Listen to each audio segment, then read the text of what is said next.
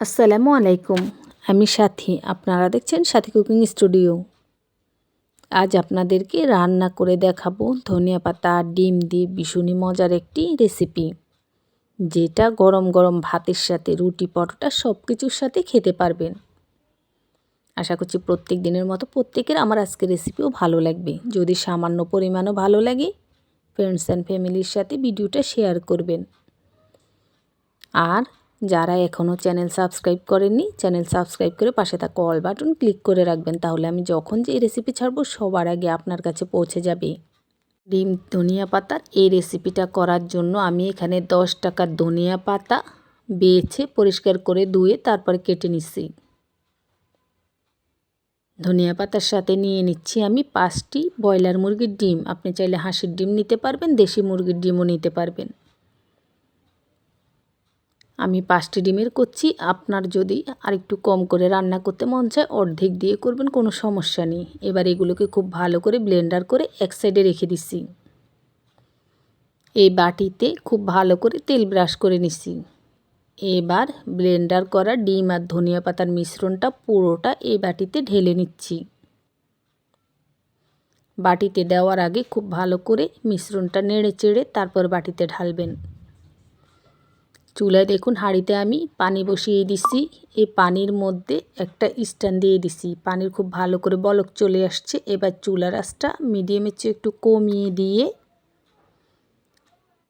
এই ডিম আর ধনিয়া পাতার মিশ্রণটা সেদ্ধ করে নেব। বাটিটা দেখুন স্ট্যান্ডের মধ্যে বসিয়ে দিচ্ছি। তারপর ঢাকনা দিয়ে ঢেকে ঘড়ি ধরে পাক্কা 20 মিনিট সেদ্ধ করব। যে কোনো হাঁড়িতে বসাতে পারবেন, তো আমি ননস্টিকের হাঁড়িতে বসিয়েছি। এই হাঁড়িতে একটা ঢাকনার মধ্যে ছিদ্র আছে, দেখুন ছিদ্রটা আমি কাগজ দিয়ে বন্ধ করে দিছি। তো আপনারা যে হাঁড়িতে বসেন সমস্যা নেই, শুধু খেয়াল রাখবেন ভিতরের ভাপটা যেন বাইরে না যায়, ভালো করে ঢাকনা দিবেন বাস। এটা সিদ্ধ হতে হতে আমি তৈরি করে নিচ্ছি বাকি উপকরণগুলো। এখানে নিয়ে নিচ্ছি আমি পুরো 1 পোয়া টমেটো, মিডিয়াম সাইজের 4টি টমেটো নিয়ে নিছি, বড় সাইজের 4টি পেঁয়াজ মিহিন করে কুচি করে, আর 4টি কাঁচামরিচ। সাথে চায়ের কাপে 1 কাপ পানি দিয়ে এগুলোকে ব্লেন্ডার করে নিচ্ছি। খুব মিহিন করে ব্লেন্ডার করে নেবেন। এইদিকে দেখুন 20 মিনিট শেষ। এই 20 মিনিটে এটা খুব ভালো করে সেদ্ধ হয়ে গেছে। এবার একটা ছুরি দিয়ে 4 ছাট আলগা করে এটা বের করে নিচ্ছি। এই দেখুন বাটিতে যখন আমি তেল দিছি, তেলটা ভালো করে মাখা হয়নি, তাই একটুখানি ভেঙে বাটিতে লেগে আছে। তো আপনারা তেলটা খুব ভালো করে দিয়ে তারপরে ঢালবেন, তাহলে এভাবে একটুখানি ভেঙে লেগে থাকবে না। এবার একটা ছুরি দিয়ে এটাকে আমি টুকরো টুকরো করে কেটে নিচ্ছি। যে কোনোভাবে কাটতে পারবেন, কোনো সমস্যা না। আরেকটু ছোট করে আরেকটু বড় করে, ছোট করে কাটলেই বেশি ভালো, দেখতে সুন্দর দেখা যাবে, আবার ভিতরে তেল মশলা খুব ভালো করে ঢুকবে। আর বড় করে কাটলেও সমস্যা নেই, তেল মশলা ঢুকা নিয়ে কোনো টেনশন করতে হবে না। এগুলো একদম জালি জালি স্পঞ্জি, তেল মশলা খুব ভালো করে ভিতরে প্রবেশ করবে। আচ্ছা দেখুন, তো আমি টুকরো টুকরো করে কেটে নিচ্ছি। আর এই খাবারটা কিন্তু রান্না করার পরে একেবারে মাছের ডিমের মতো লাগবে, খুব মজা লাগবে। এই পাতিলে রান্না করব। পাতিলে আমি সয়াবিন তেল নিয়ে নিচ্ছি। তেল আপনি যে পরিমাণে খেতে চান সেভাবে নেবেন, কোনো সমস্যা নেই। তেলটা খুব ভালো করে গরম হয়ে গেছে। এবার ব্লেন্ডার করে রাখা টমেটো, পেঁয়াজ ও কাঁচামরিচের মিশ্রণটা এই তেলের মধ্যে দিয়ে দিছি। তারপর একটু নাড়াচাড়া করে তেলের সাথে মিশিয়ে নিচ্ছি। চুলার আঁচটা হাইতেও রাখতে পারবেন, মিডিয়ামও রাখতে পারবেন, কোনো সমস্যা নেই। এবার এখানে দিয়ে দিছি 1 চা চামচ রসুন বাটা। চাইলে আপনি এখানে 1 চা চামচ আদা বাটাও দিতে পারবেন, আমি আদা বাটাটা দিই নেই। 1/2 চা চামচ হলুদের গুঁড়ো দিলাম, 1 চা চামচ মরিচের গুঁড়ো দিছি। এখানে আপনি আদা বাটা, ধনিয়ার গুঁড়া বা ধনিয়ার গুঁড়া বাটা দিতে পারবেন। তা আমি মশলা কম খাবো, তাই আদা বাটাটা, ধনিয়ার গুঁড়া, অন্য মশলা আর কিছু দিই নেই। আচ্ছা, এবার সব কিছু একসাথে খুব ভালো করে মিশিয়ে অনবরত নাড়াচাড়া করে কষাতে কষাতে এক্সট্রা পানিটা গিয়ে এগুলো যখন তেলের মধ্যে খুব ভালো করে কষা কষা হবে, ঠিক ততক্ষণ পর্যন্ত এগুলোকে কষিয়ে নেব। দিয়ে দিছি 1 চা চামচ লবণ। লবণটা অবশ্যই মনে করে দিবেন, আমার আগে দিতে মনে ছিল না, একটু লেটে দিছি।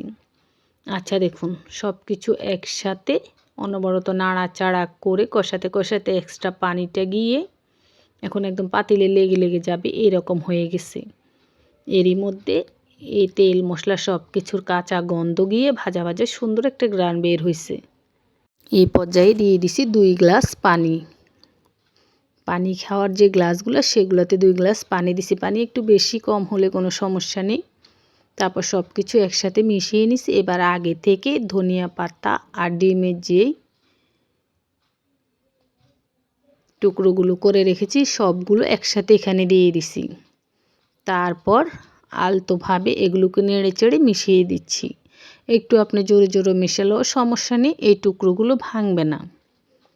তবে চেষ্টা করবেন আলতো হাতে উল্টে পাল্টে নাড়াচাড়া করে রান্না করে নিতে, এতে করে প্রত্যেকটা টুকরো ঠিক যেভাবে কাটবেন ঠিক সেরকমের থাকবে, ভালো দেখা যাবে। তারপর ঢাকনা দিয়ে ঢেকে কিছুক্ষণ পর পর ঢাকনাটা সরিয়ে আলতো হাতে নেড়ে একটু উল্টে পাল্টে দিয়ে এগুলোকে রান্না করে নিচ্ছি। ঠিক এইভাবে খেয়াল করুন, নিচ থেকে আলতো হাতে পাতিল ঘেঁষে নাড়া দিবেন। এই ঝোলটা কিন্তু অনেক ঘন ঝোল, তাহলে আর পাতিলের তলানিতে লাগবে না। ঠিক এভাবেই চুলার মিডিয়াম আঁচে ঢাকনা দিয়ে এবং কিছুক্ষণ পর ঢাকনা সরিয়ে উল্টে পাল্টে আমি এগুলোকে রান্না করে নিচ্ছি। আর এরই মধ্যে ভিতরে খুব ভালো করে ঝোল ঢুকেছে এবং রান্নাটা খুব ভালোভাবে হয়েছে। তো এই পর্যায়ে যেটা বলছি, আপনারা যারা প্রথমে রান্না করার সময় আদা বাটা ধনিয়ার গুঁড়া ব্যবহার করবেন, তারা এই পর্যায়ে নামানোর আগে 1 চা চামচ জিরার গুঁড়া দিবেন, ভাজা জিরার গুঁড়া, তাহলে অনেক মজা লাগবে খেতে। আমি মশলাটা কম খাবো তাই আজকে অতিরিক্ত মশলা দিইনি, জিরার গুঁড়াও দেব না। আচ্ছা যাক, আপনাদেরকে বলে দিছি যারা মশলা বেশি খেতে চান এগুলো দিবেন, ভালো লাগবে খেতে। আবার নামানোর আগে চাইলে এখানে কিছু ধনিয়া পাতা কুচি দিয়ে তারপর নামিয়ে নেবেন, তাতে করেও ঘ্রাণ ভালো লাগবে।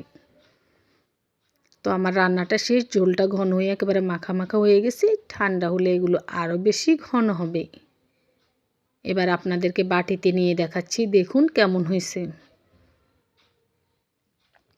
দেখে অনেক হয়তো ভাবছেন এ আবার কেমন রান্না, খেতে জানি কেমন হবে। সবার উদ্দেশ্যে একটি কথাই বলছি, খেতে মাছের ডিমের মতো অনেক মজা লাগবে।